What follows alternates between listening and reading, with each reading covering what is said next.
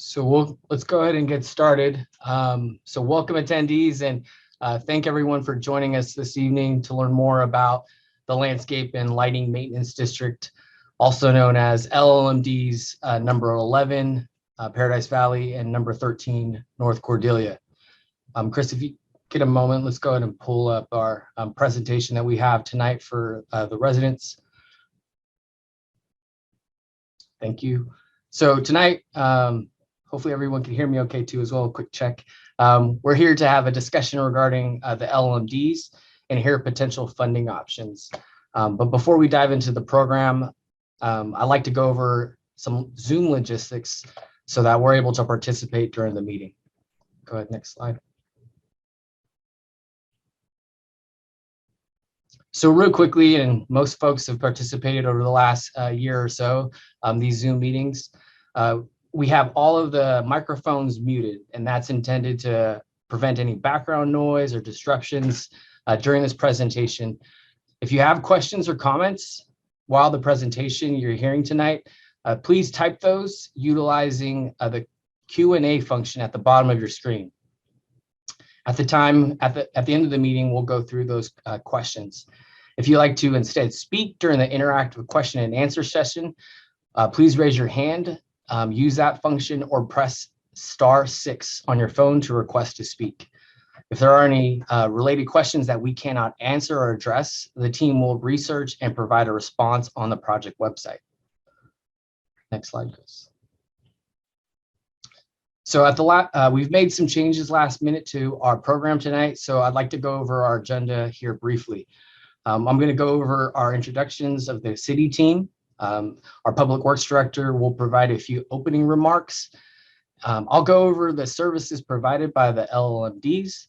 Our city attorney will run through the funding options available.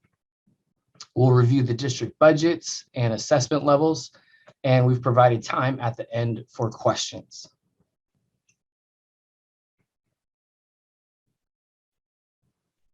So joining us this evening, we have David Lim. He's our acting city attorney. Paul Koschel, our director of public works. Chris Lewis, our management analyst too. Marisa Kumpion, she's our senior management analyst. Representing our operations division, Gary Sponsler, our landscape maintenance supervisor, and Richard Vasquez, he's our landscape maintenance supervisor as well. Oh, and I'm Ryan Punganiban, I'm the assistant public works director and city engineer. And so with that, I'll go ahead and hand it off to Paul, who's going to provide a little bit of background and history on why we're here tonight. Thanks, Ryan, and good evening, everyone. And thanks so much for joining us tonight. Again, I'm Paul Koschel. I'm the Director of Public Works at the city. And so I just wanted to start us off with a little bit of background and information. Give you a brief overview of why we're here tonight. And in short, it's really to share some background information with you and then get your feedback. So at the December 21st council meeting, there was an item on the agenda for the council to consider new landscape maintenance contracts for several districts, including North Cordelia and Paradise Valley. And due to maintenance costs exceeding the available revenues, the new contracts included reduced landscape maintenance services to arrive at a balanced budget. We heard from several residents at that council meeting who expressed some concern with the proposed reduction of services. And so to avoid a lapse in landscape maintenance, the city council ultimately approved the landscape maintenance contracts at that council meeting. However, the council also directed staff to explore funding options that would allow maintenance to return to the prior level of service. So since that time, the city attorney's office has helped us explore those options, and they've developed some options for the city council's consideration at the next city council meeting, which is on February 1st. However, before that council meeting, we wanted to conduct this town hall meeting to share the information with all of you, the residents of these maintenance districts, and then also give you, of course, the opportunity to provide input and ask questions. And so with that, again, thanks again for spending a part of your evening with us tonight. And I'll hand the mic back over to Ryan. Thanks, Paul. So a couple of foundational things before we dive into the specifics on the assessment. So what is a landscape and lighting maintenance district? It is an assessment district created by local government agencies pursuant to the Landscaping and Lighting Act of 1972. These LLMDs can fund installation and annual maintenance of landscaping, public lighting, sidewalks, curbs and gutter, and park or recreational improvements. So at the time of formation, there is a prescribed process that needs to be completed, and that includes appropriate planning and assessment engineering, an engineer's report, a public hearing, and a protest ballot for affected landowners. A finding of benefit is also required.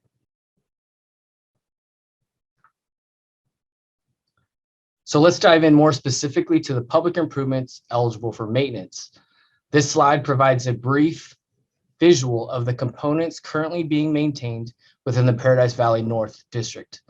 So these include all streetlights and landscaping in the medians on both sides of the Paradise Valley Drive loop. So also streetlights and landscaping along improved sections of Manuel Campos Parkway just east of Dover Avenue. And finally, the entry signage and medians feeding off of Paradise Valley Drive. So shifting gears to LLMD number 13, or North Cordelia.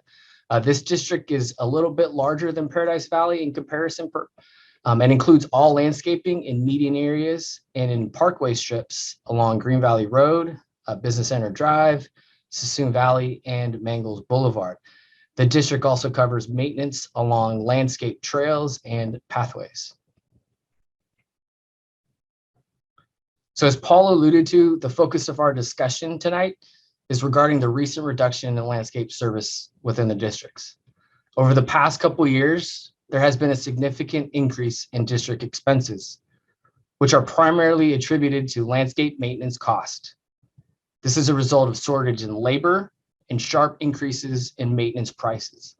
Additionally, water service and consumption has incrementally risen.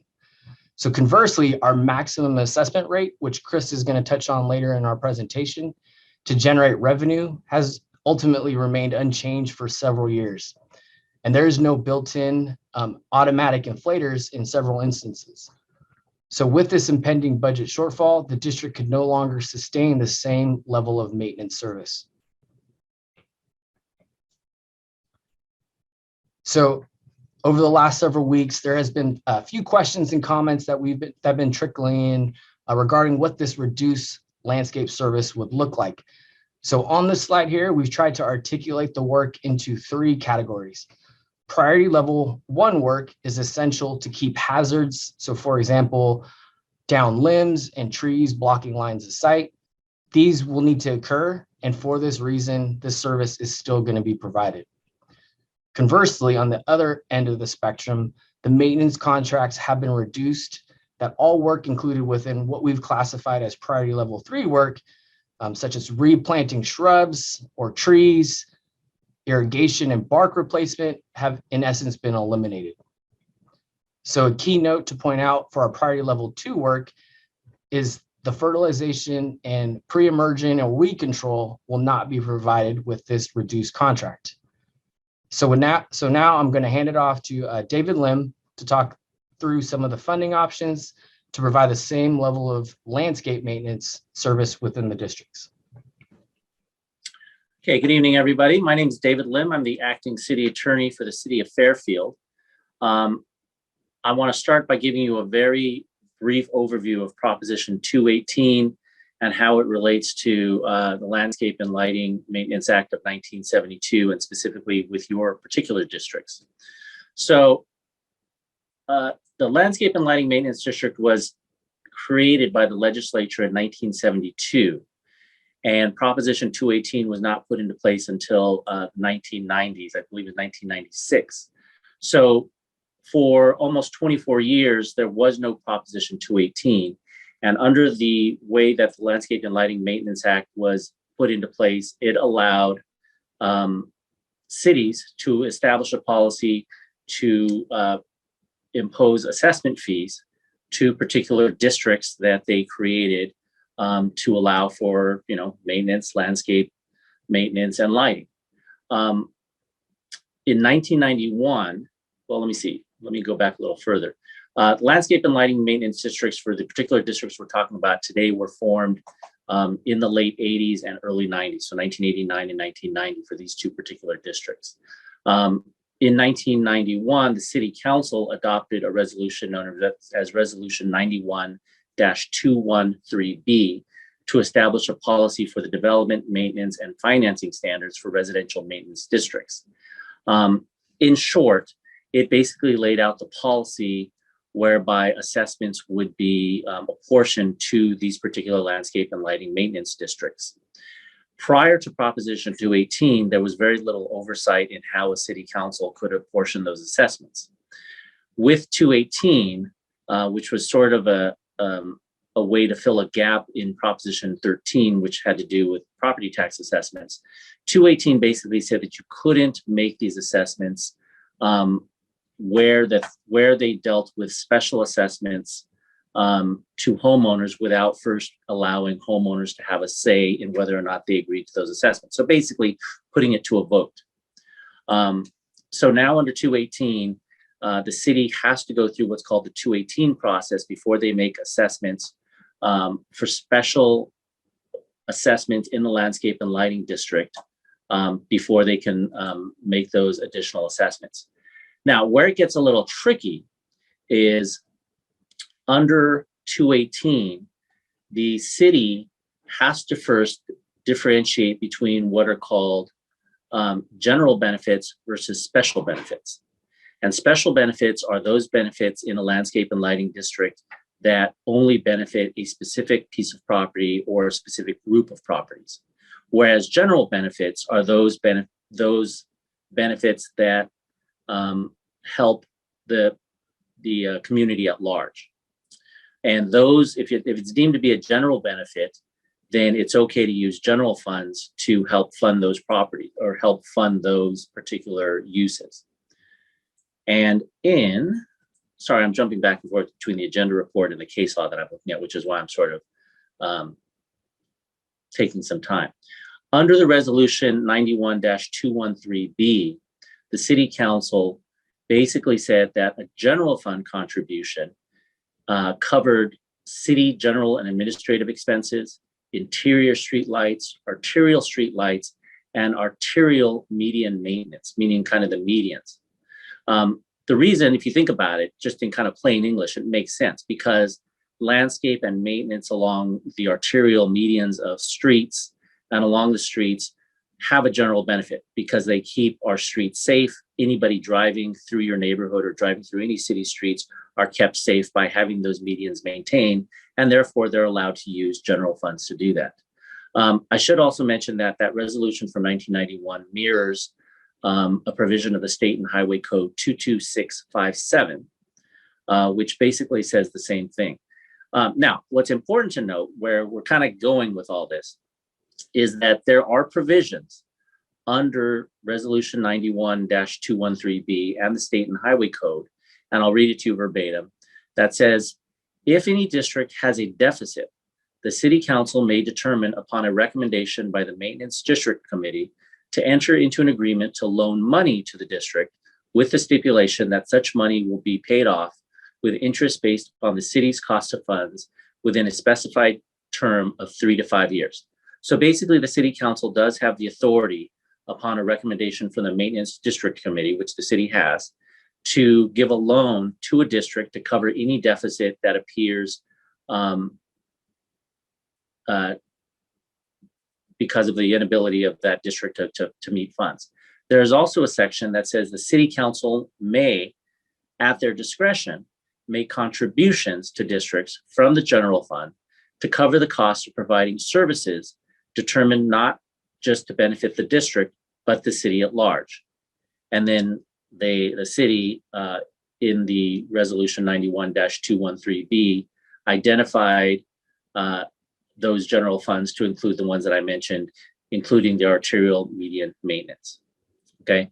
The confusing part of all this, and the reason why you have a lawyer telling you all about this, is because 218 did not exist when the Landscape and Lighting Maintenance Act of 1972 came in, which is why a lot of times people ask, well, why can't the city just, fund it on their own? Why do we need to go through this process? Or why can't they just put money into the Landscape and Lighting District? And the short answer is, if it is for a special benefit that affects only that particular district and the properties in that particular district, then you have to go through the 218 process. That's the easiest way that I can explain it. Next slide, please. So with that background, and I realize that I've given you, a lot of law in like a very short period of time. So I'm happy to answer questions that people might have. Staff has come up with various options. Now, you're going to hear about 3 options tonight, and each option has an option A and an option B. The only difference between the option A and the option B is option A has a procedure whereby staff will go through and conduct what's called an expedited community engagement process pursuant to Prop 218, meaning that the staff is going to speed up the 218 election process to still have community outreach, but as opposed to it taking anywhere from 12 to 18 months to do the 218 process, it's going to be expedited to get done in a 4 to 6 month process. Okay, that's option A, is the expedited process under 218. Option B in each of these 3 options is going to be what we call the full community engagement process, which takes a little bit longer. So option 1A would be where the council authorizes the use of general fund money as a loan. So going back to what I talked about with the resolution from 1991 and the Streets and Highways Code, the city council is authorized upon a recommendation from the Landscape Committee to use general fund money as a loan to the districts to cover the period from May 1st to June 30th, or May 1st, 2022 to June 30th, 2022. Under option A, the city will then go through an expedited process under 218 to try to fund your districts to the full level, which will then allow your districts to pay back the loan floated by the city council. And then under option 1A, it would be an expedited loan 218 process. Under option 1B, it would be the more standard 218 process that would take a little bit longer. Next slide, please. Under option 2A and 2B, the city council would authorize the use of general fund money to fund the public improvement. So it wouldn't be a loan, it would be basically a contribution into the district. And then the staff, the city would then conduct either an expedited 218 process or the full normal 218 process. Next slide, please. Option 3 is that the council does what they already decided to do and what staff recommended in December, which is to take no action and leave the budgets the way they are, but either under option 3A, go with the expedited process, or under 3B, go through the full community process. Kind of the pros and cons of each, we can talk about a little, but that's really going to be what the council is going to be kind of weighing. What are the pros and cons of each of these various options? Under option 1, with the loan option, one of the pros is that you're able to get the maintenance levels back up to where they were before we had this deficit. The cons are if the districts don't approve the 218 process, then the city could be left with a hole in its general fund, which could have an impact on services citywide. Okay, because you're basically digging into the general fund, and if it's not repaid, someone's going to have to potentially lose out on some services somewhere else. The city council will have to make decisions in the budgeting process potentially that would affect, services somewhere else. As to option 2, the pros are obviously you get the funding for the district that brings you back to the levels that you need for landscape maintenance. Obviously, the cons here are it's not a question of is there going to be an impact to the general fund? There will be an impact to the general fund basically because general fund money is going to be used to fund this district that could otherwise be used either as a reserve or to fund some other projects within the city. And then option 3 was already discussed on December 31st. The pros are that the general fund is kept safe. There's no danger either from a loan or a contribution to impact other programs in the city. But obviously the downside is that these landscape districts that are affected with a budget short or a fiscal budget shortfall are not going to get funded and could have impact on the overall aesthetics and safety through landscaping. Right now, obviously it's up to the council to make that final decision as to which of these 3 options they want to take, if any. Staff is leaning towards option 1A, which is a loan and an expedited 218 process. We think that's the best of all possible worlds. It sort of is a nice balance between getting these districts funded to be able to cover the landscaping needs of your community, but also gives an option to get that money back into the general fund for the benefit of the entire city. And that's all I have, Ryan, so I'll kick it back over to you.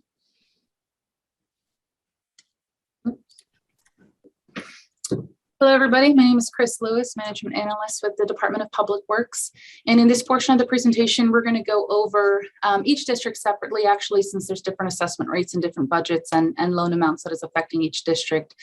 So I'll start off with Paradise Valley first, and then I'll move into North Cordelia. So we'll go ahead and talk about the current assessment rate as it is right now. I'll give you a little bit of a 5-year history of revenues and expenditures. I'll give you a projection of revenues and expenditures and some potential changes over the next couple years, depending on which option that council directs staff to proceed with on February 1st.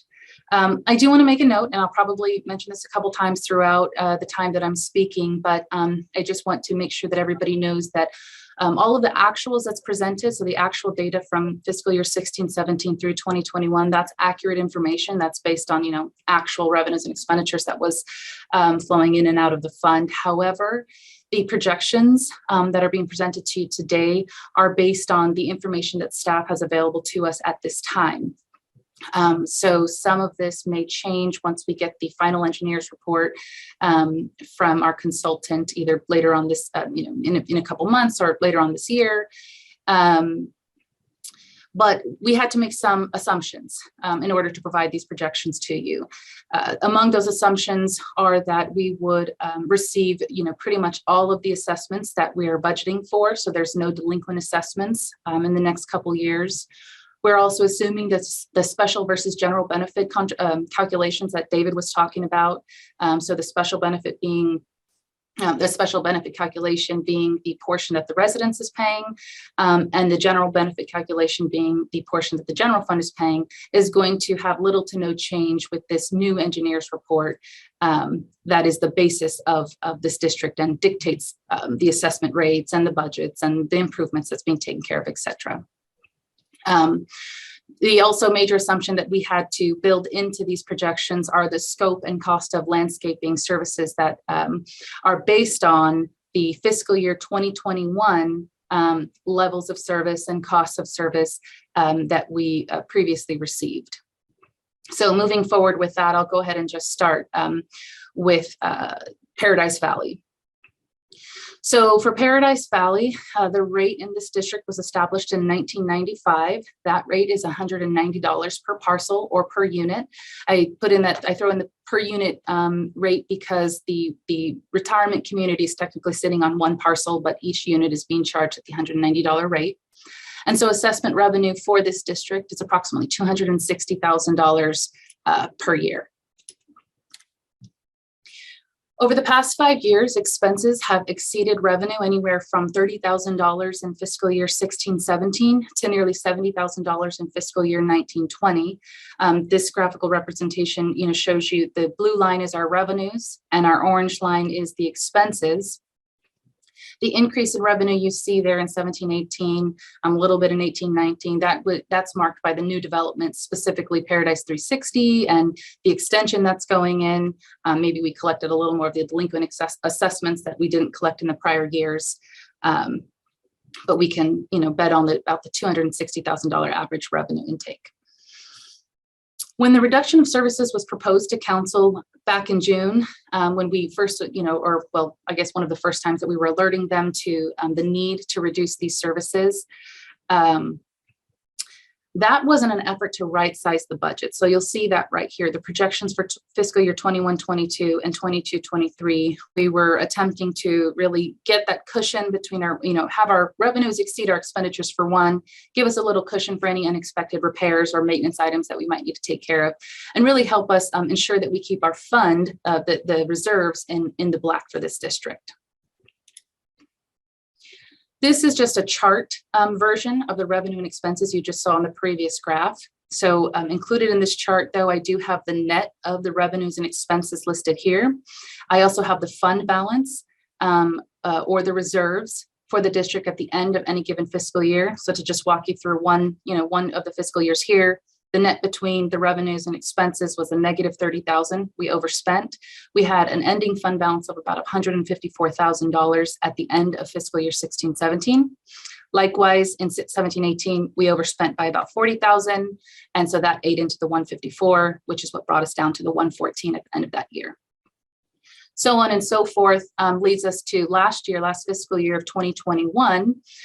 We were ending the year with about only $3,000 in our reserves, which, as you can probably guess, that's really not enough cushion to provide us, with any extras for unexpected repairs or anything that might come up throughout the end of throughout the year.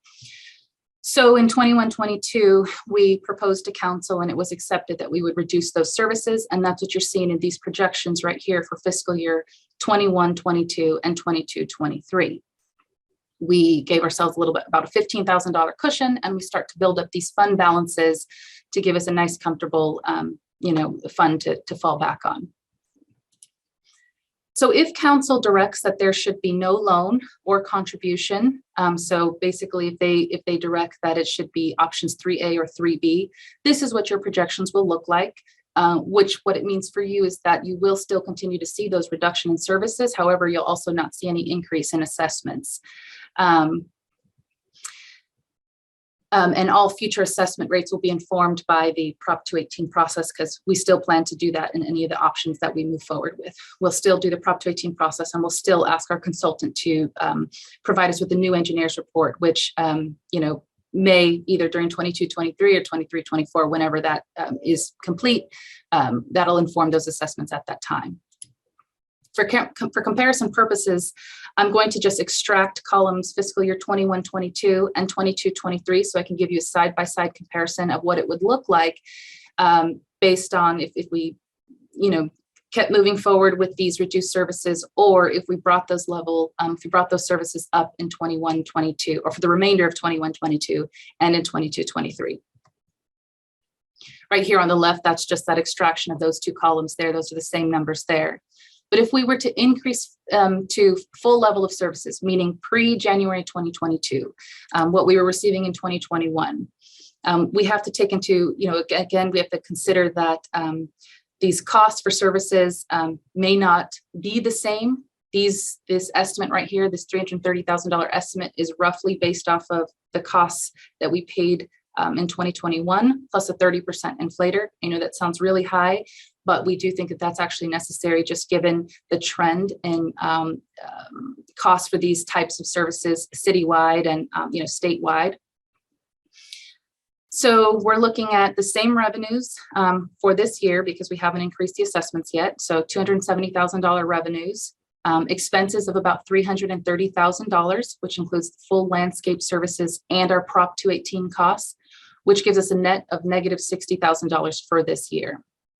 If council chooses any of the options that give us the full community engagement proceedings, so the next 12 to 18 months will complete the community engagement plus the Prop 218 process. That'll extend us into fiscal year 22-23. This assumption here, this $270,000 revenue, is assuming we did not complete the Prop 218 process in fiscal year 21-22. Our expenses will be about $365,000, and our net will be negative $95,000 for that year. So Total, we'll need about $155,000 to be covered either by a loan or a contribution. Now, obviously, if this is covered by a contribution, then that means no change for your assessments, at least until we get the new engineers report and new Prop 218 vote, going, and everybody decides on how to move forward that way. But we can bet at minimum that we'll need at least $155,000. Now, if council directs staff to proceed with the loan option and a loan of $155,000 is made to the district, then this amount will be rolled into future assessments. At this time, we don't know what the repayment plan will be, whether that will be, if we take a loan out in 21-22, we'll have to pay that back in 22-23 and so on. Or if we're going to be given, 5-year repayment period, that's not determined at this time, but at least we know the total amount is going to be $155,000 about, based off of our current projections and estimates, plus interest. I can move into North Cordelia. For North Cordelia, I will follow about the same format, give you the same types of information. I'll probably go a little bit quicker since you guys have the base information here. So for North Cordelia, these rates were established between 1996 and 2015. There's different zones in this district. So depending on when the zone was actually annexed to the district, that's when these rates were established. All parcels are currently being assessed at the max amount in their range.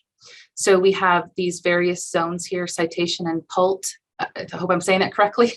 They're at their max in their range of $180. We have per year. We have Hidden Meadows, Village Oaks, and the JO developments. Those are all at the max of their ranges as well this current fiscal year. Those 3 developments do have a CPI, an annual CPI inflator built in. So those assessments do go up each year, or up or down, just depending on what the CPI is. And then all other districts are about $170,000. $170 per year. All in all, assessments are at about $605,000 per year currently. For the last 5 years, similar to LLMD number 11, expenses have exceeded revenues anywhere from a very tiny $120 in 16-17 to a very large $155,000 in fiscal year 17-18. So similarly, in earlier this year, in June of this year, the proposal to reduce services in order to make sure that our revenues exceeded our expenditures rather than the other way around was made, to give us that cushion and to actually bring our fund balance back to the black. And let me show you what I mean by that. Similar to number 11, this is our 5-year chart. And you'll notice that in fiscal year 2021, we actually ended the fiscal year with a negative $41,000 fund balance. So with the proposal in June to reduce services, not only were we just trying to make sure that we were, had enough year over year to meet, enough revenue year over year to meet the annual expenditures, we also needed to make up for that deficit in the previous year. So we proposed, the $635,000 revenues. Again, no delinquencies. We have all the new developments built in there. General fund contributions. We proposed $570,000 in expenses in 21-22 and about $600,000 in 22-23. That left us with some good cushion and some good fund balance. I'll go ahead and pull out that same last 2 columns for comparison purposes. If we were to bring the services up to pre-January 2022 levels. If we were to do that here in 21-22, finish out this year with the same levels as we had before we reduced them, we're looking at expenses of about $640,000 with the same, $635,000, revenue estimates. We have to factor in that negative fund balance because we do need to make sure that we bring our fund balance back up to a positive level.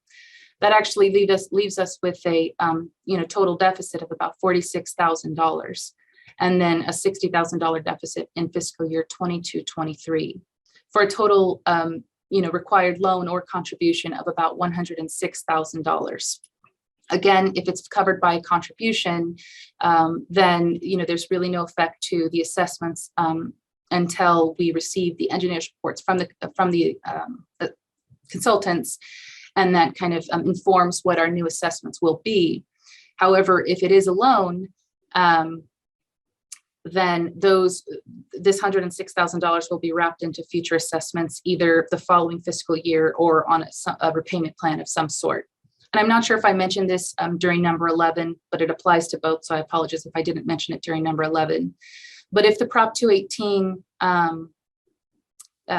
vote fails, meaning property owners reject this increase in assessments in order to meet the higher level of services, and the district has received a loan of any amount, in order to repay that loan, then the services would have to be reduced even further in order to repay that loan, if it's not approved, if the increase in assessments are not approved.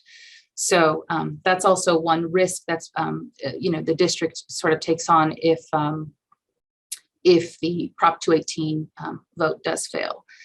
So I know that was a lot. Hopefully I know, following David and the legal aspect of it, hopefully this kind of clears it up a little bit. Staff is bringing all these options to council on February 1st, and then we can have more information for you at that time, or after that time.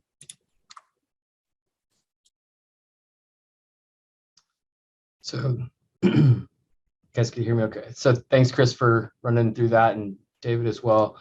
That was very detailed, and there's a lot to cover there. So the city understands, the visual impacts and caused by these reductions in a low level of maintenance and the concerns the community is bringing today. So as it relates to the current and the potential projected assessment levels. With that understanding, one of the best ways we can help everyone is to provide up-to-date information about the assessment, the Prop 218 process, and any next steps going forward after the February 1st council meeting. So I encourage everyone, if you haven't done so already, please be sure to sign up for the updates that is on the website. It's shown here, and I'll just read it: www.civicmike.com/Fairfield. So this is a key element that we're going to be using as we go through this to receive any surveys or information on future meetings. There again, that's key for this process. So that actually concludes our formal presentation.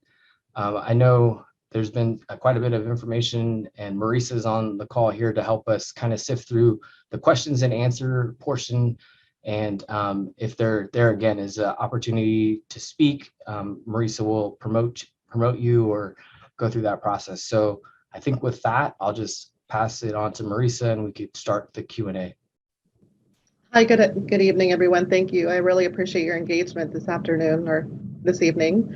I'm going to open it up for anyone who would like to go ahead and raise their hands. We do have, I see so far, 22 questions queued in the Q&A at this time. There are a number from anonymous parties, and I'm more than happy to read those out loud. And I imagine some of those are some of the tougher questions. So I'm happy to go ahead and just alternate. Maybe let's do 2 or 3 hand raised based on the desire to speak, and then I'll go ahead and toggle over to the Q&A. I do also know that there's a bunch of quasi questions and comments in the chat, so I'd ask you to go ahead and redirect some of that to the Q&A or raise your hand so we can be sure to address it all. And at this time, I do see Mr. Johnson. I'm going to go ahead and press allow to talk, and I believe that you would be able to unmute yourself at that time. So I'll do that now. Thank you. Good evening. Thank you very much. And there are a total of 41 residents on this call, my understanding. Is that correct? So what I will say is I show now 40 attendees, and that does not include the actual panelists. And of those attendees, I believe we have about 2 or 3 that are additional staff members. So let's just guesstimate like 35 to 38 or so residents. Oh, okay. Again, our district here at District 11, we have 1,097 home sites that are present. My quick comment, and again, this is the introduction meeting, so I understand we want to frame the situation that we have. And you've done a good job of presenting what will be the fix to get us out of where we are right now. The most important conversation is, how did we get to where we are? And how can we use that information to go forward to form the long-term plan that a 218 answer needs to provide to the residents in the form of a new assessment number. In other words, our assessment numbers are a range of numbers. District 11 started at $90 to $190. That was our range. It was taken up to the 190. The 218 process, and let me say this up front, let me tell all my other residents, I'm in favor of our taxes going up. We need to be paying more money. We need to take care of the landscaping that is here and make it look as good as we are used to or better. But the process going forward is not just how do we get to next year? And that's really all I heard tonight.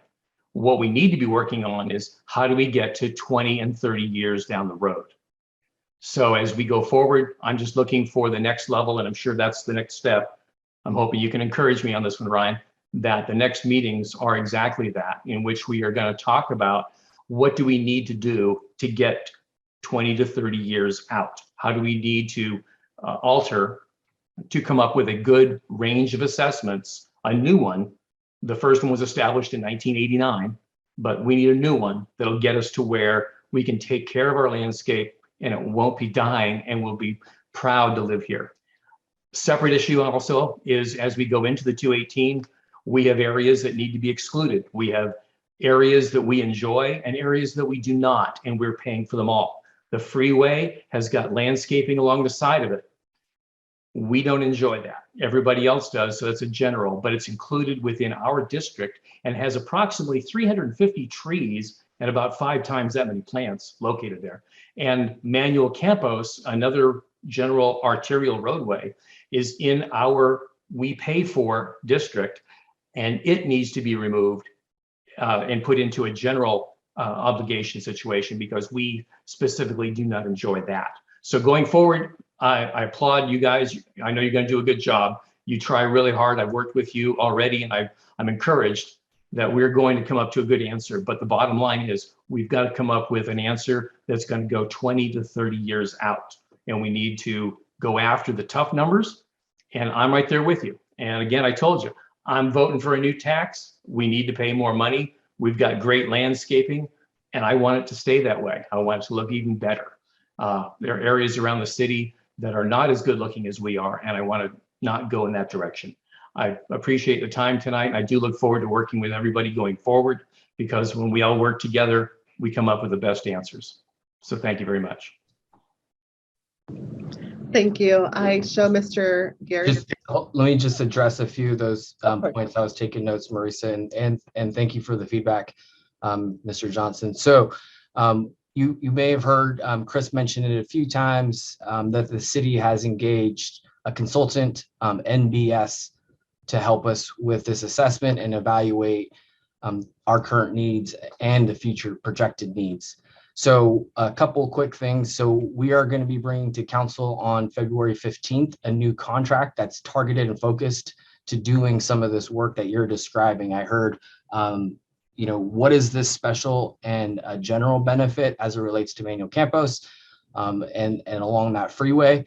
So that is a part of the MBS contract. They are going to specifically look at the proposed improvements, the maintenance and services, the locations and types of improvements, and special benefits that they receive. So we're going to have MBS look at that work specifically for us and work in concert with our city attorney's office to evaluate that. So when we come back to the residents again, our intent is to have a better definition of that special versus general along Manuel Campos.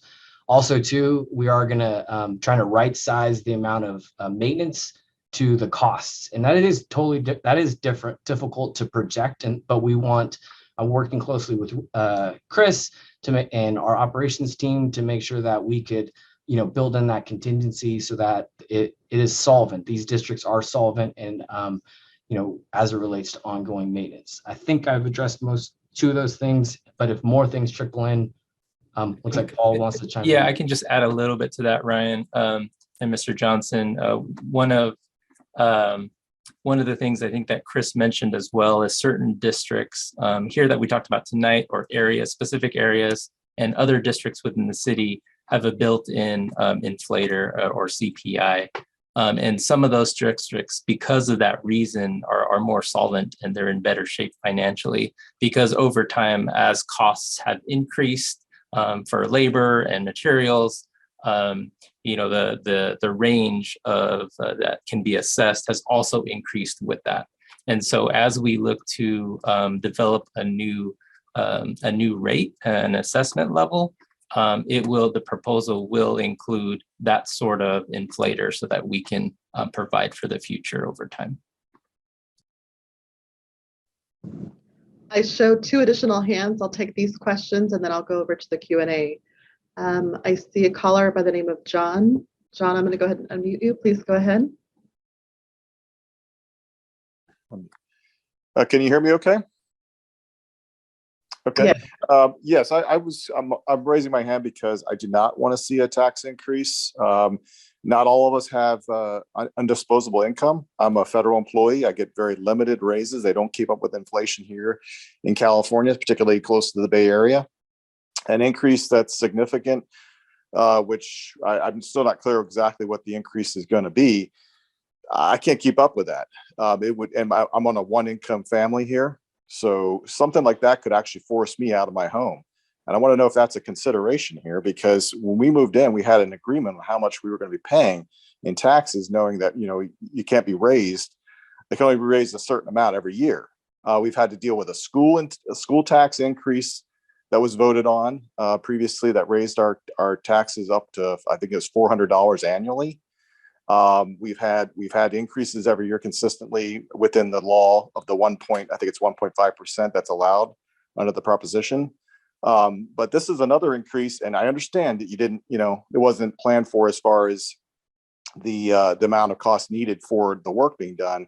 I don't really want to see the quality go down or the maintenance go down, but I can't afford an increase. An increase could significantly hamper my quality of life and whether I could even stay here in Fairfield. I'm a veteran. I serve my country honorably. I work hard. I'm a good neighbor. I don't want to be forced out of my home.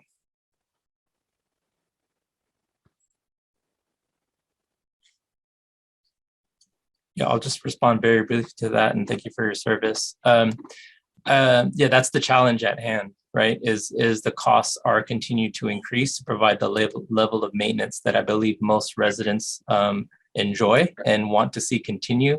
But something has to give, right? And so either the level of maintenance needs to be reduced, or if the community wants to see the level of maintenance maintained, or for that matter, increased, then the costs are going to have to go up along with that. So eventually the vote will go to the residents to provide, their thoughts on what the assessment should be in the future. So if the vote, so how much is, so a couple questions. One, what is the increase exactly going to be per resident per year? And second question is, so if enough residents decide they want the increase because they're afraid that there will be a decrease in services, I know you're saying there'll be a decrease in services, then is basically I'm forced to pay that increase regardless of the fact that I can't afford it. I'm just forced into it because of whoever votes it in, just like the school tax that was voted in a while back for $400 increase annually. Is that correct? I can go ahead and address the assessment rate increase at this time, and especially since we don't have that new engineer's report in front of us. It's very hard to pinpoint the exact increase, but for Paradise Valley, we're estimating at this time, if we go with the assumptions that we presented here today, an increase of up to 40% of your assessment. Either in fiscal year 22-23 or 23-24. We have not gone any further than that because, again, we do need to look at the engineer's report, reevaluate the special versus general benefit, reevaluate the improvements and services that the district is maintaining. So that's the reason that wasn't presented today, but best estimate we have right now is up to 40% increase. So I'm from not- from 190 to about another $150 on top of that, roughly, Yeah. Let's see. annually. Yeah, so probably about 270, yeah, 70,000 or $270 per year. Okay. And I did have a question too about, we have some other neighbors through here. They recently built a whole bunch of new homes back here at the retirement community, Paradise Valley Estates. So in this Paradise Valley area, we share neighbors with the Paradise Valley Estates retirement community plus the golf course. And I'm just wondering how much the golf course and the retirement community are going to be paying, because they are a huge chunk of this community over here. And the maintenance hugely benefits the people who go to the golf course from all over, even outside of Fairfield. You have Fairfield residents, obviously, that use it, but it benefits them hugely. And I'd like to know how much of an increase they're going to be paying, because I think they should pay their fair share. Yes, the retirement community is included in the current assessments. The golf course is not currently included, but that is something we will have NBS take a look at that entire area just to confirm that we have everybody who should be paying assessments, is paying assessments. And then again, that the general fund contribution is right-sized. Okay, I appreciate that.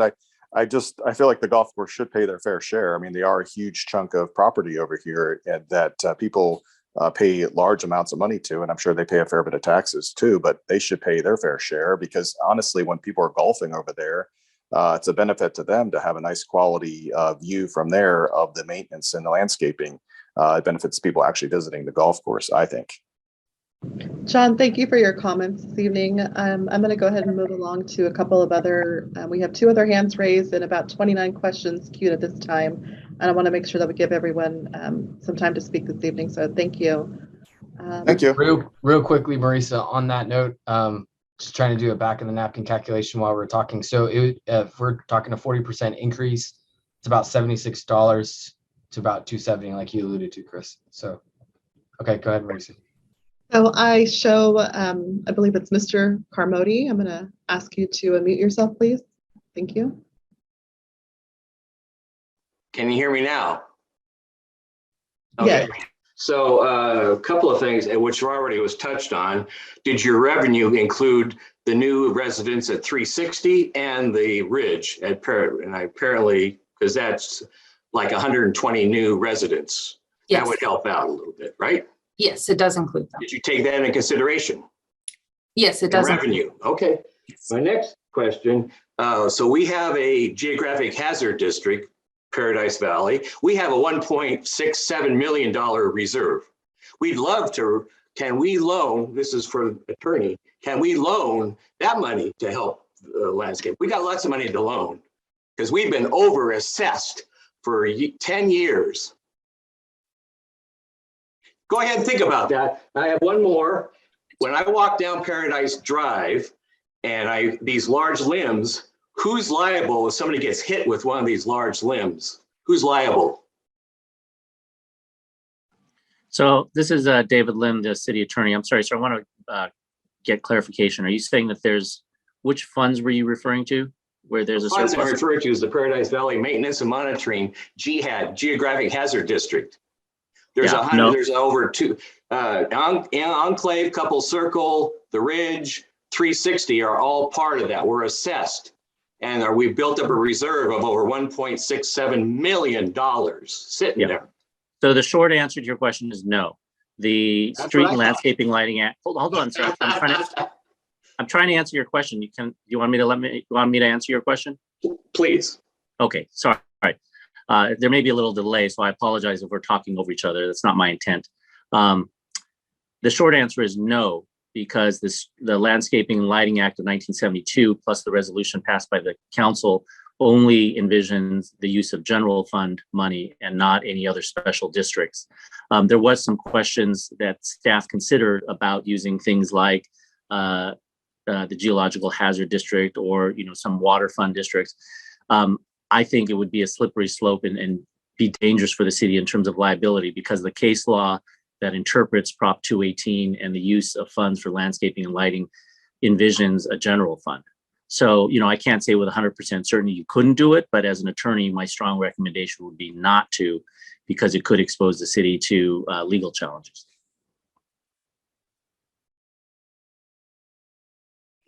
Liability about a tree limb falling, walking down Paradise Drive. And again, I'm going to ask you to clarify that. Can you just repeat that question about who is liable for that? Correct. If, a lot of us residents, we walk along Paradise Drive, and these trees all need, by the way, to be trimmed back. I just did mine on my own lot, $300 for one tree. So who's liable if somebody gets hurt, one of those limbs? They're falling all the time. So to answer that question, that would be, if it was a city tree, then the city would be subject to a claims under the Government Claims Act if someone were injured by a tree limb falling that was a city tree. Anytime there's an injury on city property, the city is going to be subject to a claims act under the Government Claims Act. Who is ultimately liable, of course, is going to be, up to the lawyers and the courts to figure out who ultimately is liable. But I think the question you're asking is, does the city have some potential liability? The answer is yes. So would that be a cause for general fund money to come in and trim these trees?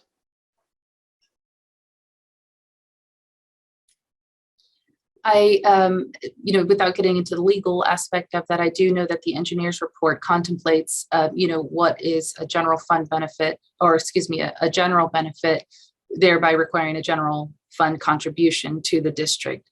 So David earlier mentioned the resolution 91-213B, which does talk about general fund contribution to maintain some of the main arterials and medians and landscaping and the main arterials. So currently, when we get the new engineer's report, we'll have those numbers for you, but it is considered in the setup of these districts. I would think general fund consideration because of liability issues, as Mr. Lim said. I have one more comment. Thank you all. You have a tough job to do. I really appreciate it. And I love the comment about the golf course. I'm against increasing. I'm not going to pay another dime in taxes. I'm tired of being overtaxed, tax. I would love to have this pristine golf course surrounded by a third world crappy Paradise Drive, just as anyway, just to show off Fairfield. Anyway, good night. And again, thank you for what you do. You have a tough job. Good night. Thank you. I'm going to move on to Mr. Garretson, and then I'll move along to the Q&A section. So give me one moment, please. Thank you. Mr. Garrison, please unmute. Hi, guys. Interesting conversation. So I'm kind of curious. It sounds like the chicken isn't baked here. I don't understand the mapping. So if there's a specific general fund that pays for lighting, trimming, etc., and then there's a specific Paradise Valley LLMD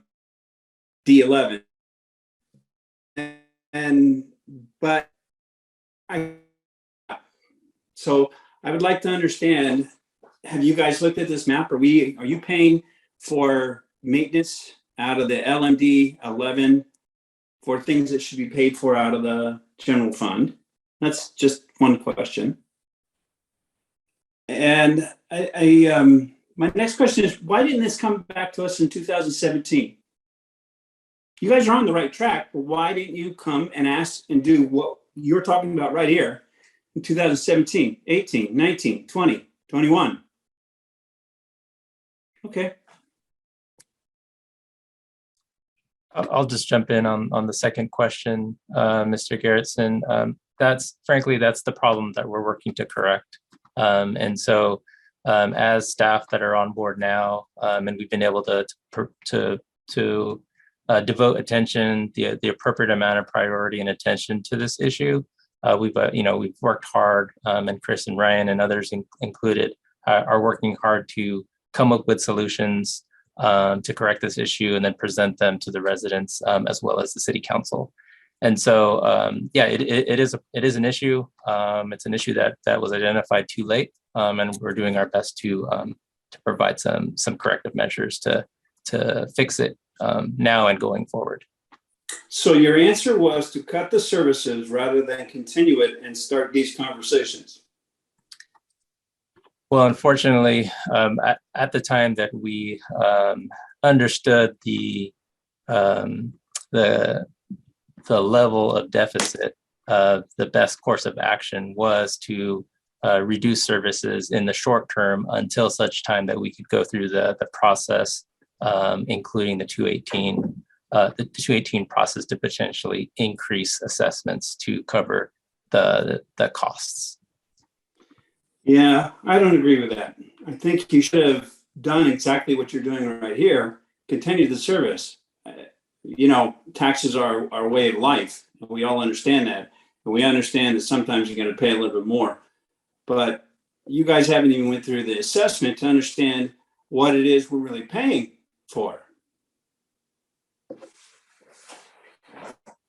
So I'm going to stop because we got more questions.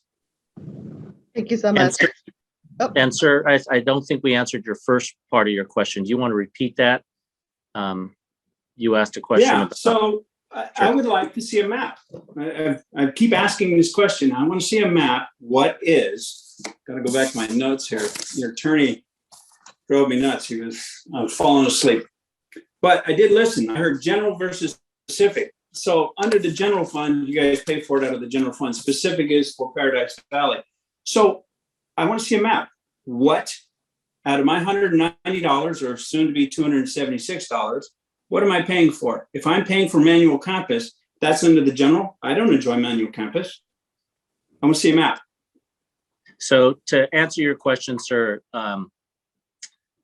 I think you're asking two different questions, and I'm not trying to put words in your mouth. I'm just trying to answer your question as best as I can. So a map is going to show you the specific district, right? And it's going to show you all the parcels and properties that are encompassed in the district. But in terms of, to answer your second question about how much you're paying, that is done through an engineer's report. And this is where it does get tricky. And I don't blame you for falling asleep while I was talking, because it is like sort of, it is not fun. It is not a fun discussion. It's a very complicated set of tax rules and sort of assessments that they put on through Prop 218. Basically what happens is through an engineer's report, an engineer is required to do an assessment to figure out which parcels have a special benefit conferred upon them and which ones have general benefits. And then each property is given a proportionate share of the special benefit based on the amount of benefit they derive according to the engineer. It's not an exact science, even though you use the word engineer. I'll read you exactly how the courts interpret it, and I hope I don't put you to sleep again, but it says, an agency which proposes to levy an assessment shall identify all parcels which will have a special benefit conferred upon them and upon which an assessment will be imposed. The proportionate special benefit derived by each identified parcel shall be determined in relationship to the entirety of the capital cost of a public improvement, the maintenance and operation expenses of a public improvement, or the cost of the property related service being provided. No assessment shall be imposed on any parcel which exceeds the reasonable cost of the proportional special benefit conferred on that parcel. Only special benefits are accessible, and an agency shall separate the general benefits from the special benefits conferred on a parcel. So that's a very legalistic way of saying the engineer is tasked with a very difficult, subjective, and quite frankly, the courts admit that it's a subjective task of saying, okay, if you live in this area as opposed to this area, the special benefit of having increased maintenance in this district, you have a proportionate benefit, which is 10% of the benefit, whereas somebody, let's say, living in a different area where maybe the landscaping affects their property more, is going to have a 30% benefit. When it comes time to a vote, each property owner is going to get a vote proportionate to the amount that has been identified by the engineer. So not everybody's vote. This isn't like a one man, one vote in a general election. At a 218 proceeding, each person's, and I see someone wrote Zzz, so I'm going to try to go faster. I apologize. I know I'm I'm really sorry, but that's my job. I'm sorry. Everybody's vote is going to be based on a proportion based on that engineer's report.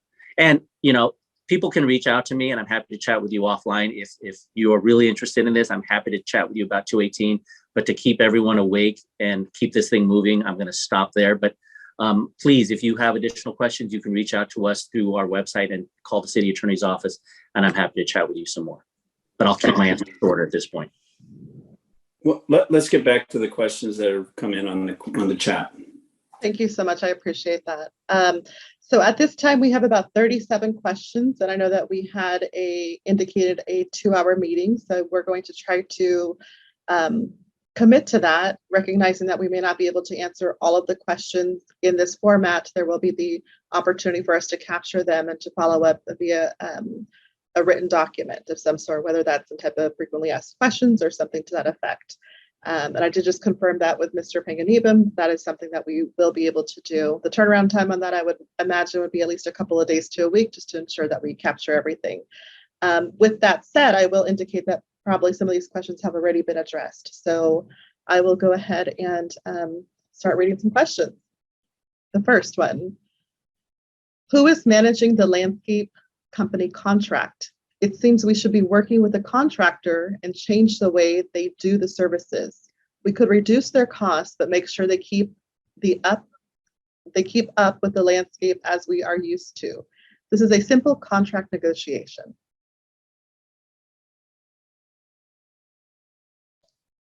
So I could feel that one, Marisa. And so it's a bit of a blend here at Public Works. And so the negotiation, the contract takes place, and that's why I have both my operation landscape maintenance supervisors on the call.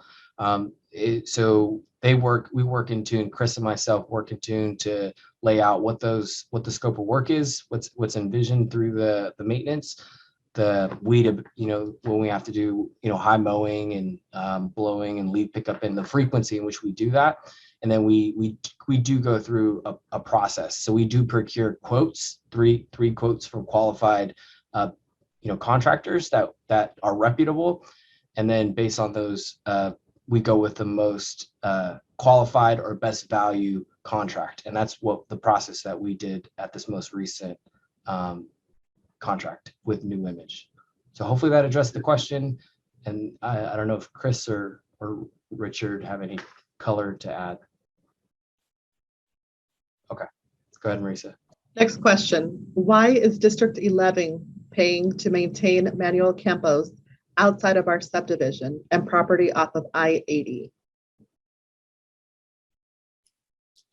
At the time the district was formed, it was determined that this area would be used, the people living in the Paradise Valley area would drive down Manuel Campos to get to their subdivision. And then of course there would be other passersby and people getting from one side of the town to the other. But it was determined at the time during that, with the engineer that created that engineer's report, that this did provide benefit to the district, and that's why it was included. With this new engineer's report, there's not really any way to tell whether or not it will be included, but just by, and I don't even want to make any assumptions. It's not known at this time if it will be included. Next question: will these slides be made available after the town hall? Yes, it will be posted on the Civic Mike website, available for review, as well as the recording of this meeting. Next question: what is the $70,000 going for in District 11? Why is it going up and not at 28% of the budget? I'll restate the question. What is the $70,000 going for in District 11? Why is it going up and not at 28% of the budget?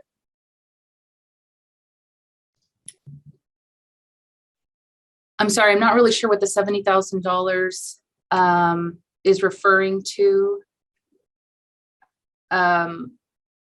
And if we're referring to the $60,000 loan for the fiscal year 21-22 to finish out the remainder of fiscal year 21-22, that would be to increase the level of service, landscape services back to the pre-January 2022 levels. Also pay for the Prop 218 costs. That's what that $60,000 loan or contribution would cover. And then similarly, those same costs, those same categories of costs for fiscal year 22-23, but that loan amount or contribution amount will be $95,000. So I'm not, I hope that addresses the question. I'm not really sure of the $70,000. Chris, I show Mr. DeSalt is raising his hand, and he's the person who posed this question. I'll allow him to talk, but I will ask that we limit it to just 2 minutes so that I can return back to the Q&A. So 1 moment. Yeah, hi, good evening. Thanks for taking my question. So the $70,000 in question is what's in the budget. I got a copy of the budget, and the city administrative fees, salaries, PERS are all added up to $70,000 that we're paying, and we'd like to know what we're paying for. Thank you. So that salaries, all the salaries and benefits, that includes a little bit of my time, Richard Vasquez's time and his team at the operations division, a little bit of Ryan's time as overseeing the program. And when I say a little bit, I do mean, 2 to 4% of our time, as there's 16 landscape districts plus, some of the other regular work that we do. Richard and his team oversees, other areas of the city. So that's, some of its general funds, some of its special, funds. But it's about 2 to 4%. I don't have the exact numbers off the top of my head. And that's what that pays for. There is the county admin expenses, which of course that's charged to us by the county for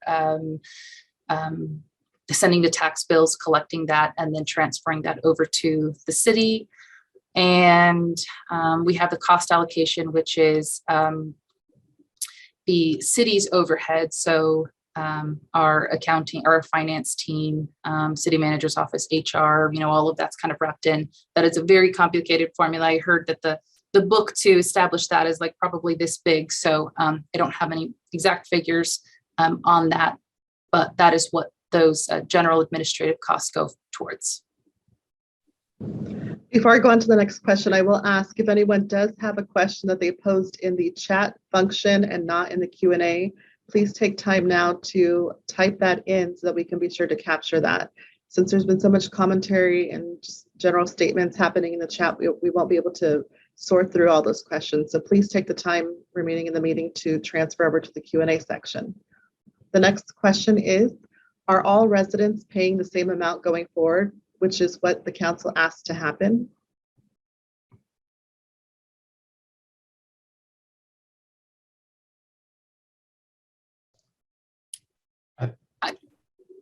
I don't, sorry, Ryan, do you want to go ahead and take that one? Yeah, no, I think that might have been from previous discussions as it relates to the Paradise Valley Maintenance and Monitoring District. I think not to be confused with the Landscape and Lighting Maintenance District. This is the first presentation that we've made on, this is the first town hall or community meeting that we've made. As it relates, I do know that, as Chris alluded to, a majority of the residential units, or not a majority, the residential units within 11 pay that $190. That's the fixed amount versus the commercial. It does vary, and we could provide that information, Chris. I think as it relates to the budget and as it relates to the assessment number and the number of homes and stuff, that's something that we could put as a resource onto our Civic Mic, and we should get that up shortly. Yeah, if it's not already up there, it's also on the city's website. It was adopted in June and July of this year. So a full listing of all the parcels and their assessment amounts is attached to the engineer's report along with the budget. That's available for anybody to look up on the city council website. If you just go to, I think it's archived agendas or previous agendas, or you'll find it there. Next question. Why wasn't this addressed years ago when you saw funding shortages? I can take that one. And I think I've kind of tried to answer that already a little bit earlier, but I mean, essentially, that's the problem that we're working to correct. It'd be difficult to go back and try to figure out why it wasn't addressed, but I think I'm confident now we have the right team in place that you see here today, as well as our consultant team that you'll meet further down the road here to correct this and stay engaged with you as we come up with those options. Next question, and this may be one that was already addressed. What is included in the monthly inspection reports? I am assuming this is what we are paying for in the 70,000.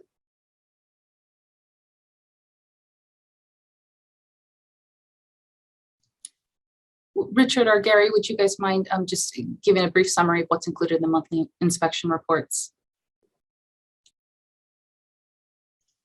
So the monthly inspection report is generated by the landscape inspector, the City of Fairfield landscape inspector, and that just calls out any work that is required for that month, or any work that is, work that is scheduled, work that's required, or work that's needs to still be completed.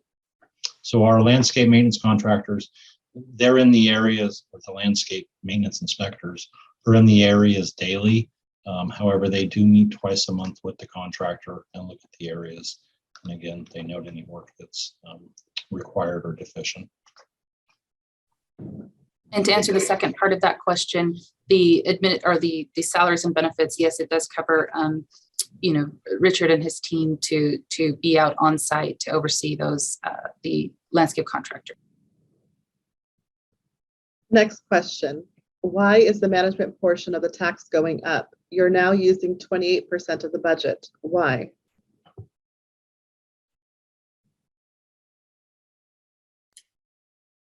This just includes the salaries and benefits for the staff that work on these districts, especially as Paul, alluded to.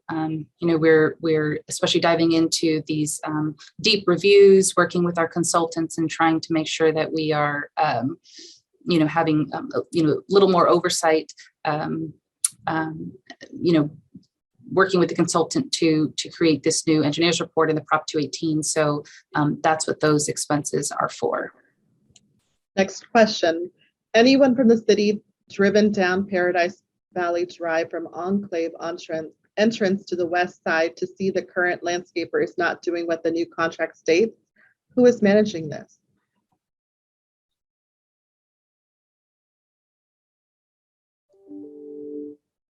Richard, you want to field that one? As I mentioned earlier, we have a landscape inspector assigned to the area, and they are in the area daily.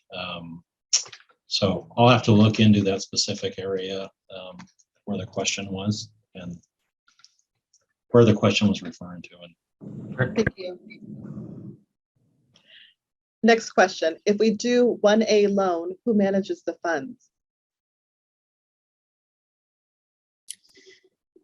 If the district receives a loan, those funds will just be rolled into the overall district fund and will be utilized by our landscape contractors. Basically, it will go to just pay the landscape contractor, because that's the only reduction in service that we included in the reduced budget. So it will be overseen by myself. Ryan, our finance department, is a partner with us that reviews these, on a monthly, quarterly, semi-annual basis. So it'll be between us here in engineering and finance. Okay, before I go into the next question, just a quick time check. So we have answered 10 questions so far, and we have 53 that are open. As indicated, we do have a hard stop at 7 this evening, so we will be capturing these and answering to the best of our abilities. And there may be the request for some clarification. Next question. What is the process for the property owner vote on assessment level? At regular election or letters to property owners? It's done by letters to property owners. And I'm going to say, that's all I'm going to say, because Next question. I am happy to pay a little more to have better services, as long as all are paying the same and we have say so in how much the money is spent. So I guess that's more of a comment. Next question, how do commercial properties contribute to these funds? There are a lot of new commercial properties being built in North Cordelia area, which will impact roads, etc. This will be considered in the new engineer's report. There are currently some commercial properties are paying into the district, but of course, if any have not been annexed and the engineer deems necessary, then we will include those in the future makeup of the district. Next question. If expenses have been exceeding revenues for several years, why haven't residents been informed and plans been put in place to increase assessment? I think that one's called. Yeah, I think we've answered that one. Okay. Who is responsible for the overspending? Where did that money go? Yeah, I wouldn't characterize it as overspending. I think just expenses have outpaced revenues.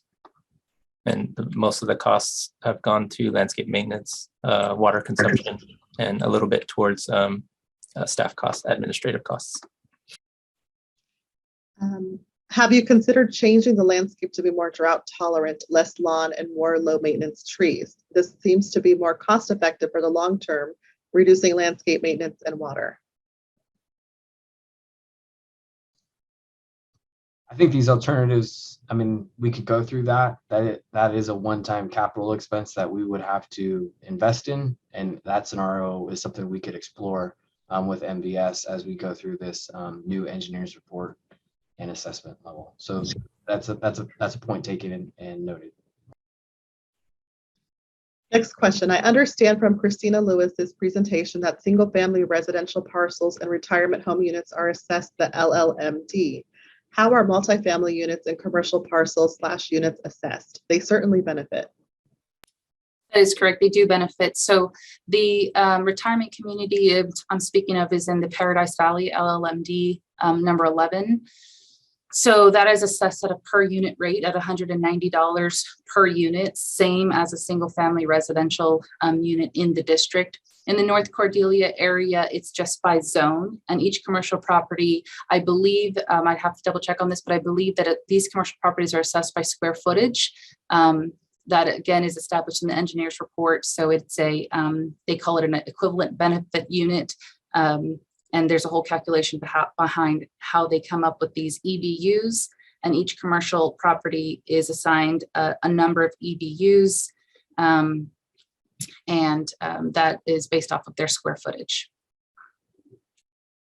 Thank you. For the record, the next question was from John, who did speak in response to the cost increase potentially impacting him. So I'm going to go ahead and consider that answered since staff did engage that question. Next question, where is the city manager and public works director? I'm Paul Kasha, I'm the public works director, so I've been here. City attorney is here, David Lim, and city manager is on the call as an attendee listening in as well. Next question, with the increase in residential, multifamily, residential, and commercial development along Business Center Drive, why is there not additional revenue available to support the LLMD?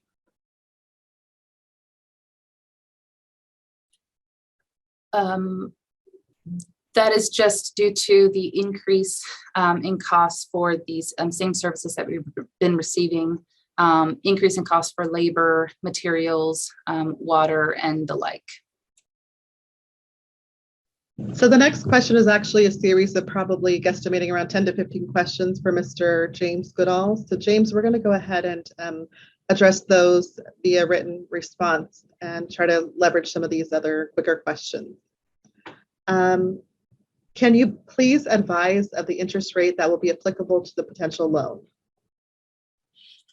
So the resolution from 1991 only mentions that the loan shall be paid with interest. It doesn't indicate the rate of interest to be applied. So that would be a decision left up to the council on what, if any, interest rate they wanted to assess on a loan.